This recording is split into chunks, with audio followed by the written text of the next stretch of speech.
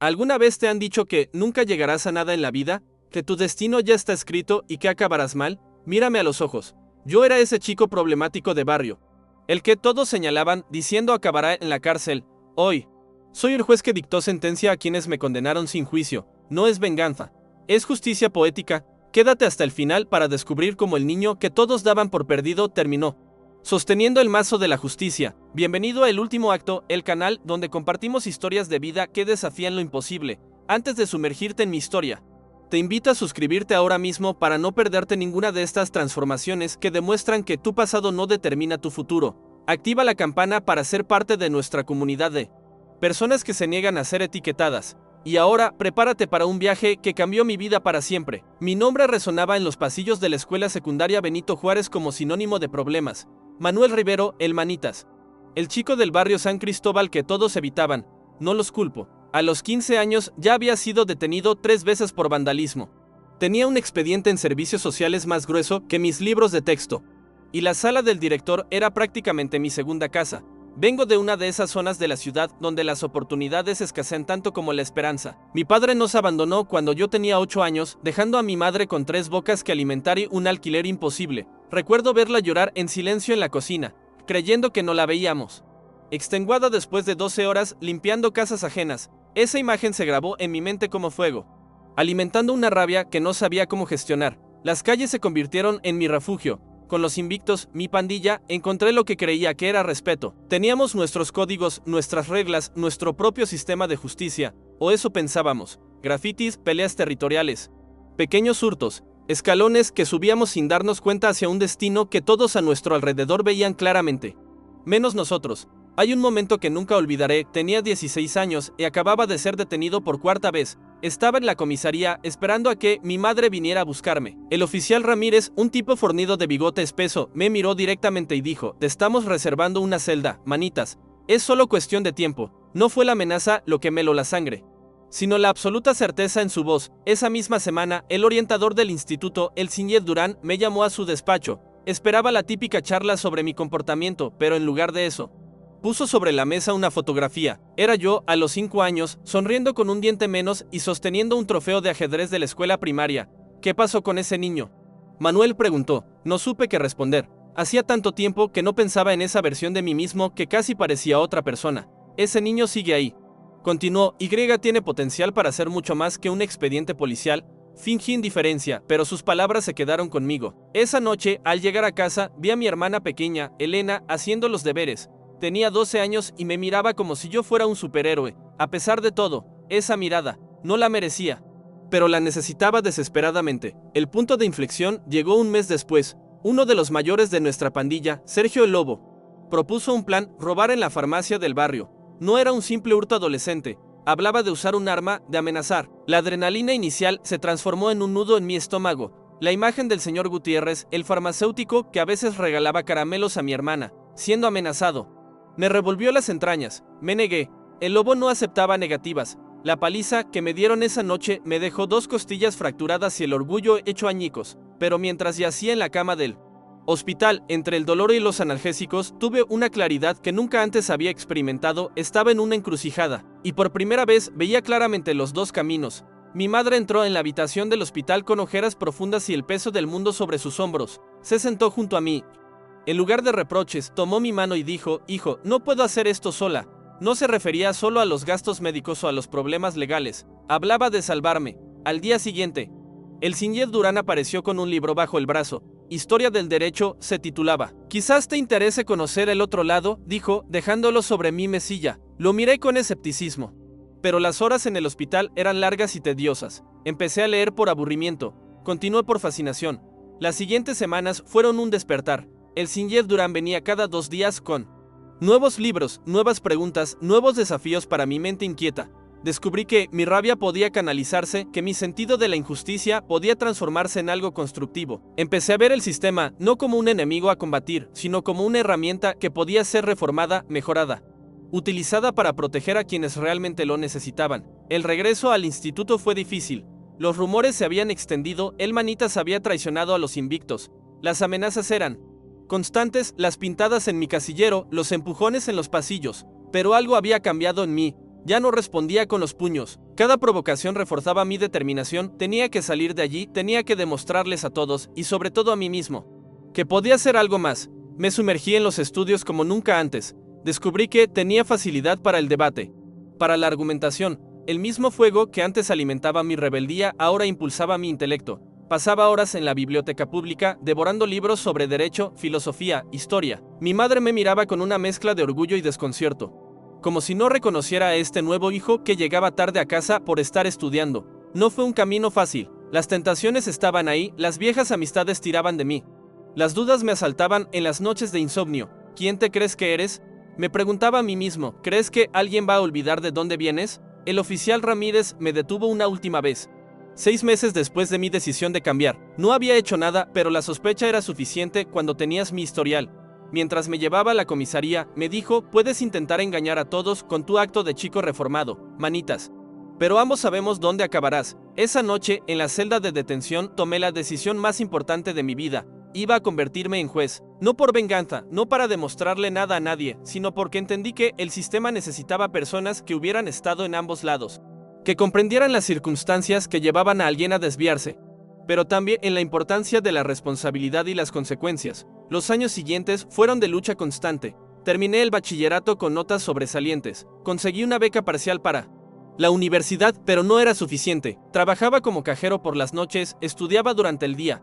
Dormía 4 horas, a veces menos. Mi madre enfermó. Tuve que reducir mis horas de clase para cuidarla y seguir trabajando. Cada obstáculo parecía confirmar lo que todos habían dicho. No lo lograría, pero persistí. Me gradué en Derecho. No con las mejores calificaciones, pero con una determinación que compensaba cualquier deficiencia académica. El día de mi graduación, busqué entre el público. Mi madre estaba allí, más delgada pero con una sonrisa radiante. Elena, ya adolescente, aplaudía con lágrimas en los ojos. Y, sorprendentemente, en la última fila, el Singer Durán. Canoso pero con la misma mirada perspicaz. El camino para convertirme en juez fue aún más arduo. Trabajé como pasante, luego como abogado de oficio, defendiendo a muchos jóvenes que me recordaban a mí mismo. Algunos me escuchaban, veían en mí una posibilidad de redención. Otros me despreciaban, me llamaban vendido, traidor. Les entendía. Yo había sido ellos. 10 años después de aquella noche en el hospital, aprobé el examen para la judicatura. El mismo sistema que una vez me había etiquetado como delincuente juvenil ahora me abría sus puertas. La ironía no se me escapaba, tampoco la responsabilidad. Mi primer destino como juez fue por uno de esos giros del destino que parecen demasiado perfectos para ser casualidad. El juzgado que cubría el distrito donde había crecido. El barrio había cambiado poco, las mismas calles estrechas, los mismos edificios desconchados. La misma sensación de que el tiempo se había detenido mientras el resto del mundo avanzaba. La primera vez que me puse la toga, sentí su peso, no solo físico sino simbólico. Representaba una autoridad que una vez había despreciado, un poder que ahora debía ejercer con sabiduría y compasión. Mi primer caso fue un menor acusado de vandalismo. Tenía 15 años. La misma edad que yo cuando empecé a descarrilarme. Vi en sus ojos desafiantes mi propio reflejo. No fui indulgente. La justicia no es ausencia de consecuencias, pero tampoco fui severo por el mero hecho de castigar. Le impuse servicios comunitarios y la obligación de reparar los daños, pero también la participación en un programa de mentoría que yo mismo había ayudado a crear. Te estoy dando la oportunidad que a mí me dieron, le dije, depende de ti aprovecharla. A medida que mi reputación como juez crecía, los casos se volvían más complejos, más mediáticos. Un día, entró en mi sala un hombre acusado de fraude fiscal y soborno a funcionarios. Tenía el pelo canoso y un bigote ya no tan espeso. Me miró sin reconocerme al principio. Luego, un destello de memoria cruzó su rostro. El oficial Ramírez, ahora retirado y al otro lado de la ley. No me recusé del caso. Hubiera sido lo fácil, lo esperable, pero sentí que el círculo debía cerrarse así. Examiné las pruebas con meticulosidad.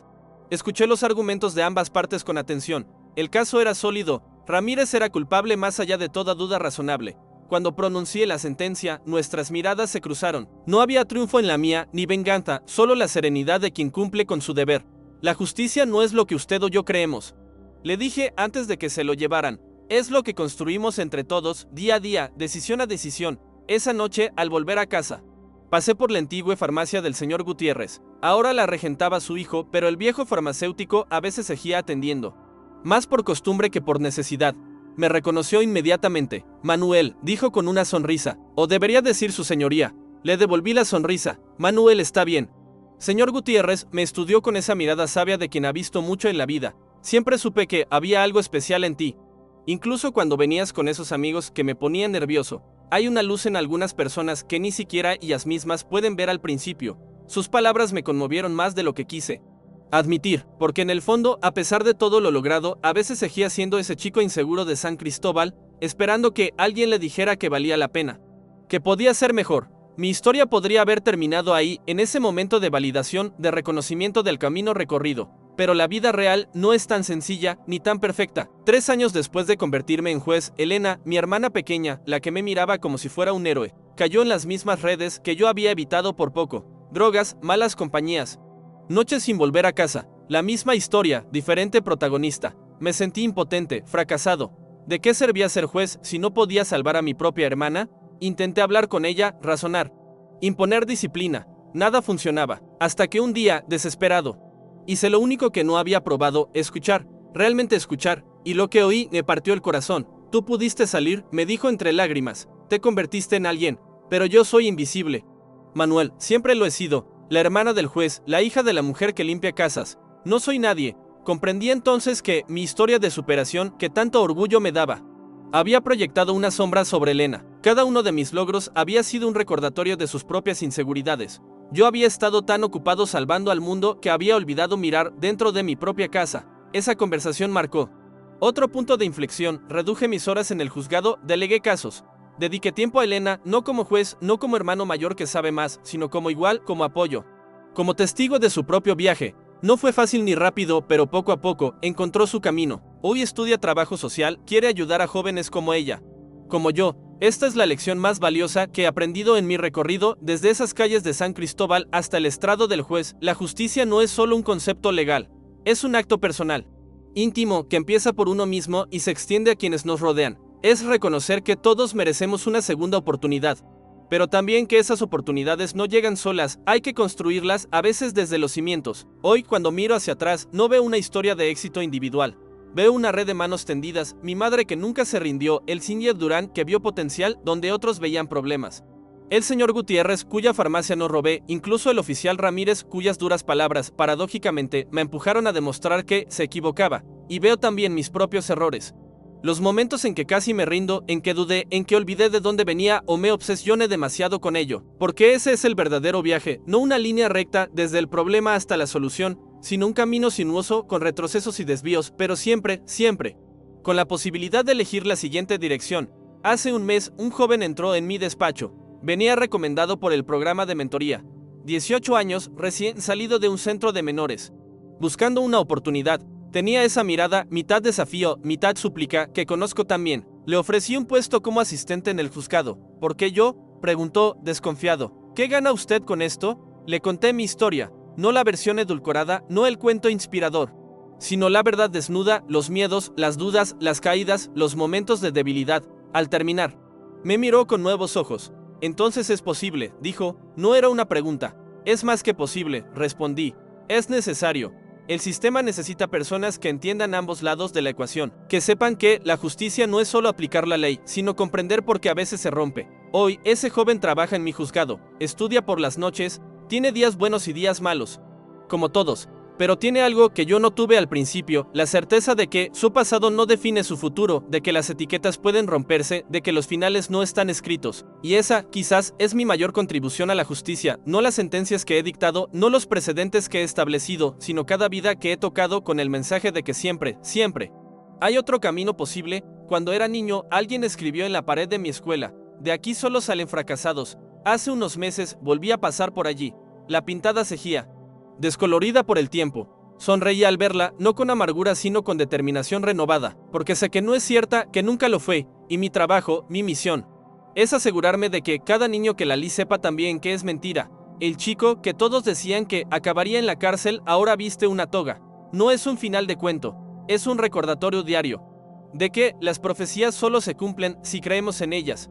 Yo elegí creer en otra historia, ¿y tú en qué historia eliges creer? Esta historia que acabo de compartir contigo no es solo mía, es un reflejo de miles de personas que han sido etiquetadas, juzgadas y descartadas antes de tener la oportunidad de demostrar su valor. Si mi camino ha resonado contigo de alguna manera, te invito a que te suscribas a El Último Acto, Cada semana compartimos historias como esta, testimonios reales de personas que desafiaron lo que otros decían que era posible. Deja en los comentarios si alguna vez te han subestimado o si conoces a alguien que, como yo, logró reescribir su destino contra todo pronóstico. Tu historia también merece ser contada. Y quizás sea la inspiración que alguien más necesita escuchar hoy. Recuerda que el final de tu historia no está escrito en piedra. Tú tienes el poder de tomar el bolígrafo y cambiar el rumbo. Soy Manuel Rivero y como siempre digo en este canal, el último acto siempre es el qué y del significado de toda la obra. Nos vemos en el próximo video.